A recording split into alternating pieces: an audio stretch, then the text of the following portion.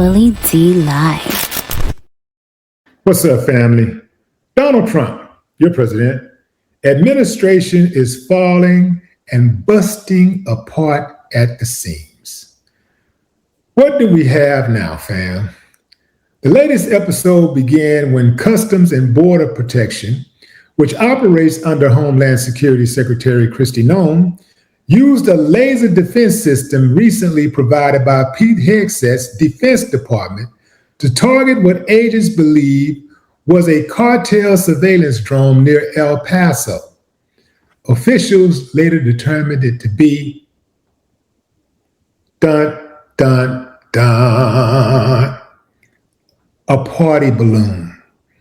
Family, they wasted a $2.5 million drone on attacking a party balloon. Yeah, and as you might figure that no one was willing to step up and take responsibility for what happened. I mean, and this spread over 3 departments. Not one person in either department said, my bad, I'm in the wrong, whatever. Trump, he says that, he takes all the credit when anything goes right, which he seldom does, but he takes all the credit. But when it goes bad, oh man, he's perfectly knows how to pivot and point the finger at anybody but himself.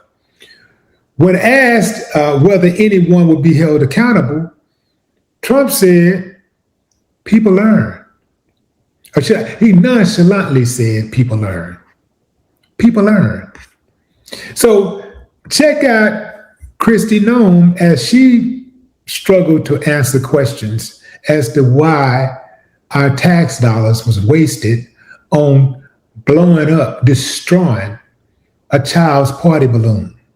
Paso airspace closure confirmed that CBP actually hit a party balloon that thought was a drone with a laser early this week, as it was reported. And if that is true, why wasn't the action coordinated with the FAA? This was a joint agency task force mission that was undertaken, and we're continuing to work on the communication through that, but recognize we're grateful for the partnership of the Department of War and the FAA as we go forward. Thank you. Thank you, Chris. All right. Thanks, everybody. It was a joint agency task force.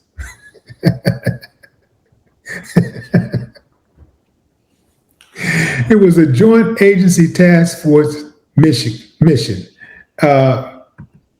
She just refused to answer the question. Like, I guess when they don't want to answer the question, they just pivot and they do not answer the question under any circumstances. This is wild. I live for the day when a person avoids answering journalists.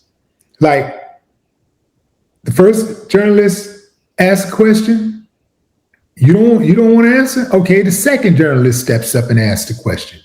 You ask the exact same question. They still don't want to answer? The next journalist asks the question until you get an answer. You go on and on and on. You go straight down the line with journalists asking the same question until you get an answer to that relevant question.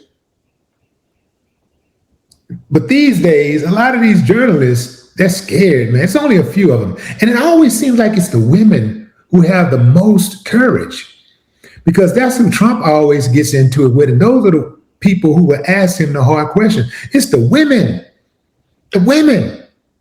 If I'm a male journalist, I'm gonna feel some type of way about that. But if I was a journalist, I would be one of the ones on the front line asking the questions anyway. But let's just say I wasn't. The manly thing that's in me, I'll be looking at them women like, hold on, man, this don't look right. Every time somebody asks a tough question, it's the women, and he's always attacking the women, and why is that? Because the women are asking the tough questions, the men are not. So, but it looks like the women, man, these women look kind of strong. They're making us look weak. Let me say something. Hey, Donald, they say Barron is not really your kid. I'm gonna say something explosive. I gotta say something explosive. I ain't gonna just ask no regular question. I gotta ask something explosive. Yo, Trump, what's up with them Epstein files? You know what I'm saying? Yeah, we heard you like I'm young. I'm gonna say something, man. I gotta ask the real questions. You're not gonna just make me bow down. I'm not bowing down. I'm going to stand up for the American people and ask the tough questions for the American people. Yeah, that's what I'm going to do, since they always make it about the American people. They love to say it's about the American people. It's always about the American people. But when it comes to circumventing accountability, man, they don't give a damn about the American people. When it comes to bombing something, taking something, enriching themselves, man, they don't give a damn about the American people. You never hear them say, yo, I'm making this $100 million deal, or this $600 million deal with me and my son-in-law on the behalf of the American people. It's just like, we're making this deal and hey, shh, don't talk about it. Just make the deal. Keep on talking. Anyway, in other news, in other American news, we are going to invade Nigeria on behalf of the American people. Have you noticed that you haven't heard anything about Nigeria lately as far as the Christians being slaughtered in Nigeria? Did the Christians all of a sudden stop being slaughtered in Nigeria? Or did somebody get paid? Inquiring minds need to know that. Everyone who has ever been passed over, who has the talent by someone who is loyal to a person versus an organization, sees this with rage.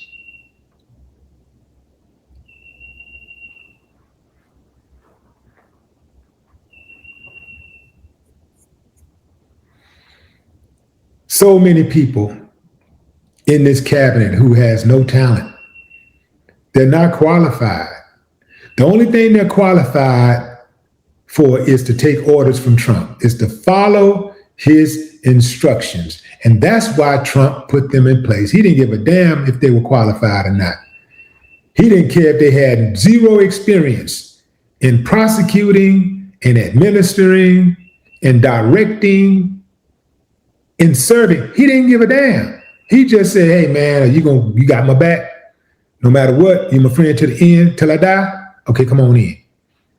Yeah. All day long, all day long. We also need to ask Mike Johnson, what he hasn't heard and what he doesn't know.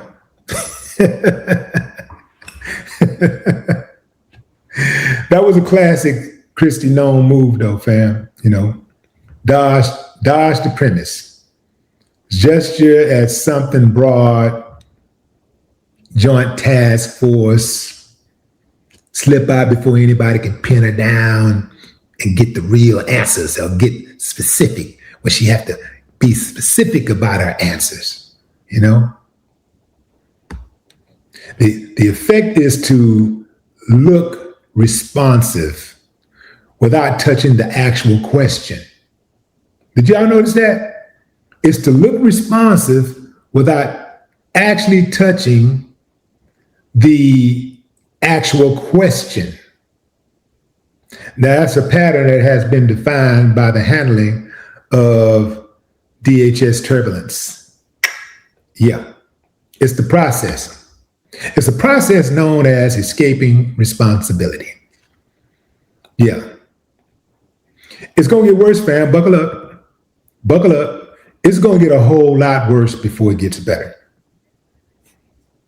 This gang right here, they are going to send America to hell in a handbasket. They don't give a damn. They like, look, man, this is what we doing damn what the American people think, but make sure we say American people. Everything we do, we gotta end it with God bless America, and this is for the American people. This is what the American people want. And then always inflate any progress. Always inflate your progress, but in fact, always lie. Just lie as often as you can. Family, I'm gonna end on a quote by Alexander Solzhenitsyn. Alexander was an author and dissident of the Soviet Union. Check out what he said, fam, or you're gonna absolutely love this. We know that they are lying. They know that they are lying. They even know that we know they are lying. We also know that they know we know they are lying too. They, of course, know that we certainly know they know we know they are lying too as well. But they are still lying. In our country, the lie has become not just more category, but the pillar industry of this country.